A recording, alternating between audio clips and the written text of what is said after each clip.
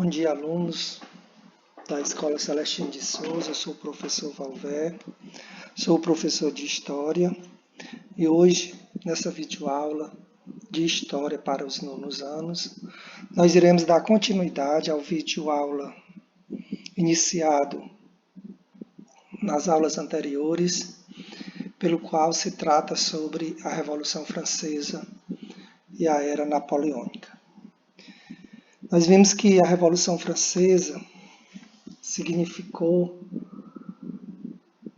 foi simbolicamente considerada um período muito importante para a história da humanidade, uma vez que os ideais de liberdade, igualdade e fraternidade defendidos na França e também na Europa passaram a ganhar força e derrubaram, sobretudo, o chamado o antigo regime, colocando também a burguesia no poder de uma nação pela primeira vez.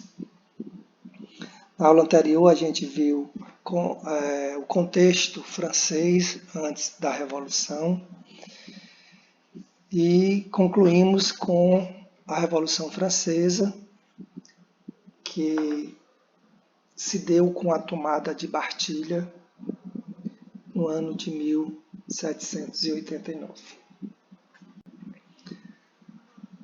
Terminada a Revolução Francesa, é o momento em que a França se organiza para esse novo regime que será adotado a partir de então.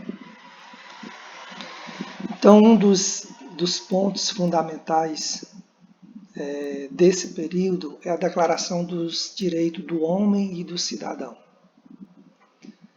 Mesmo com a Revolução Francesa, é importante saber que a França vai continuar por um período de instabilidade política durante os próximos anos.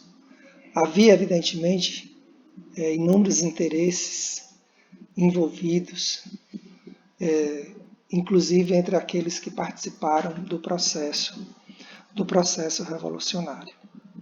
Mas falando dessas medidas, com a Revolução e visando também conter as agitações populares na França, a Assembleia Nacional, controlada pela burguesia mercantil e industrial, aprovou o fim dos direitos senhorais.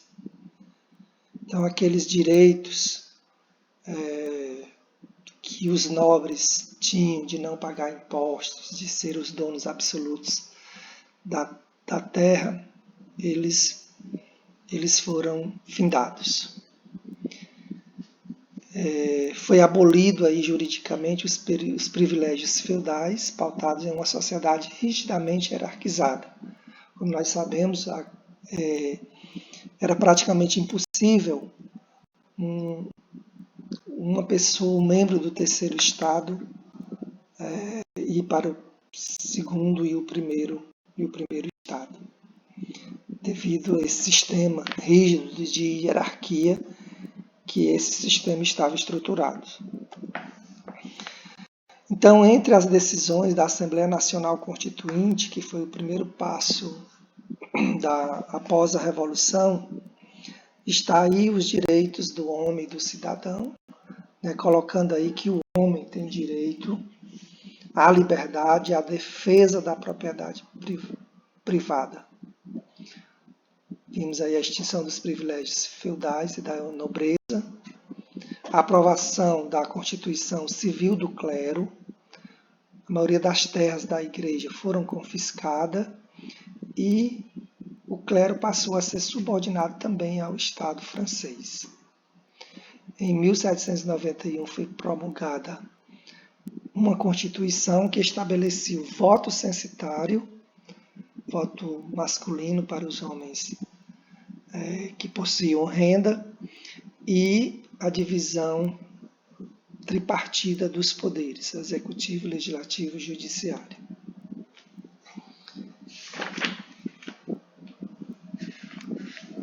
Sobre a monarquia constitucional. Em outubro de 1789, a família real foi retirada do Palácio de Versalhes e foi levada para o Palácio das Tulérias em Paris.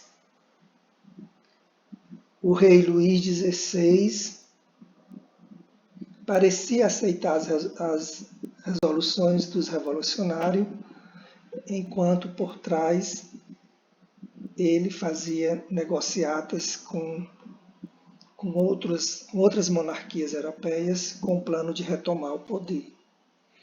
A situação tornou-se mais tensa quando, em junho de 1791, o rei e sua família tentaram fugir do país.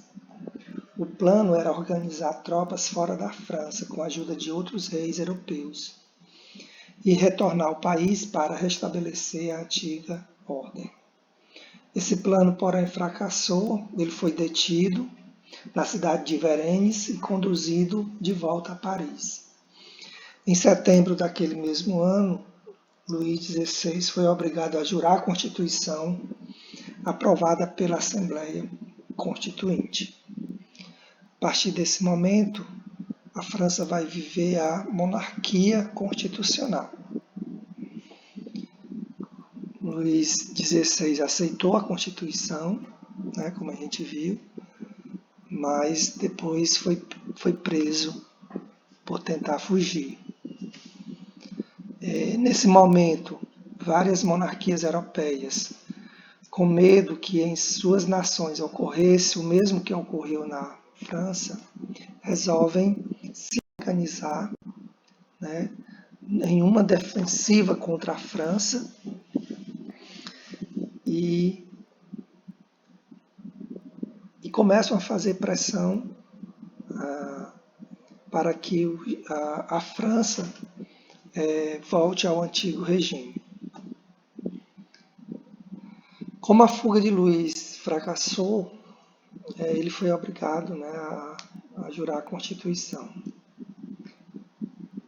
Segundo essa Constituição, o Estado francês era organizado em 3 poderes: o executivo, que era exercido pelo rei, o legislativo, composto por 745 deputados eleitos por votos censitários, e o judiciário, eleito composto por juízes eleitos. Essa Constituição também garantiu a livre iniciativa e a liberdade de comércio, e, contudo, os camponeses e as camadas populares, os chamados sans-culottes, não foram beneficiados com estas reformas. A segunda fase, a Assembleia Nacional Constituinte passou a ser chamada de Convenção. É o período que vai de 1792 a 1793.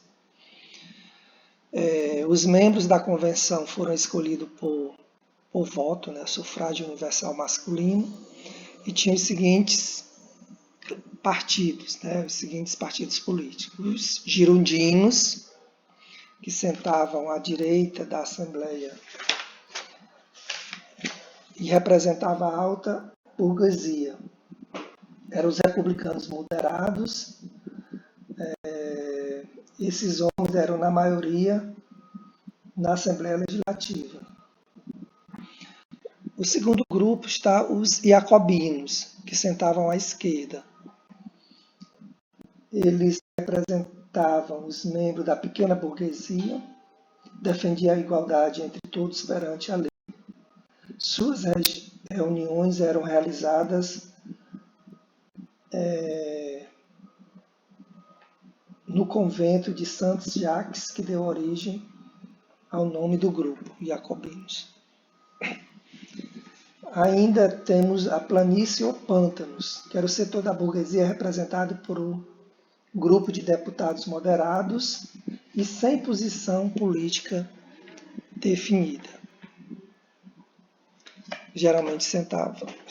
Sempre sentavam-se ao centro da Assembleia, na parte mais baixa. A Convenção decidiu, por votação, mandar o rei deposto. A guilhotina.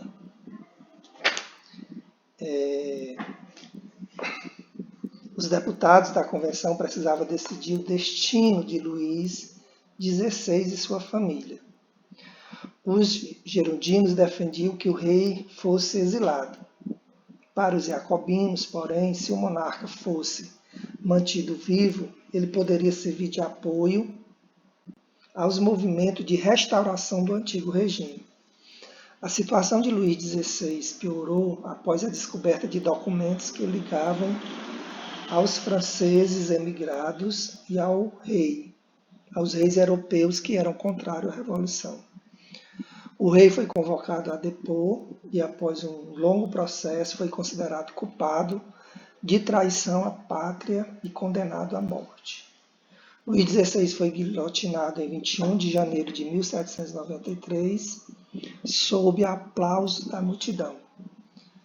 A rainha Maria Antonieta foi também guilhotinada meses depois.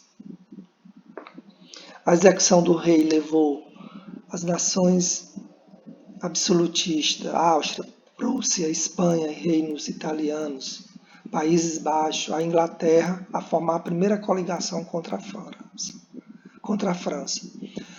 Dentro da França houve levantes antirrevolucionários de camponeses, instigados por padres reacionários e pela pequena nobreza. Em junho de 1793 tem início a República Jacobinas, chamado também o período de terror, quando os sans-culottes e os jacobinos invadiram a convenção e prenderam os líderes gerondinos. A República Jacobinas, de 1793 a 1794. Foi criado o Tribunal Revolucionário, que julgava os opositores da Revolução e condenavam à morte na guilhotina. Houve a criação de um ensino público e gratuito, a abolição da escravidão nas colônias, tabelamento dos preços dos alimentos e a instituição do sufrágio universal masculino. Os jacobinos perderam popularidade graças à carnificina das execuções, o que levou à volta os gerondinos ao poder com o golpe do 9 terminou. A terceira fase é a fase do diretório, após a queda de Robespierre. A alta burguesia voltou ao poder, disposta a consolidar suas conquistas. Em agosto de 1795 foi criado o diretório. A crise econômica agravava-se cada dia, a corrupção aumentava e faltava alimentos. Com o passar do tempo, o governo do diretório foi ficando cada vez mais enfraquecido. Com a França imersa ao caos sobre a ameaça de ataques internos e externos, a burguesia articulou entregar o poder a alguém influente e poderoso. Esse alguém foi o jovem general Napoleão Bonaparte, que é o assunto que nós iremos trabalhar no próximo vídeo. Obrigado e até a próxima aula.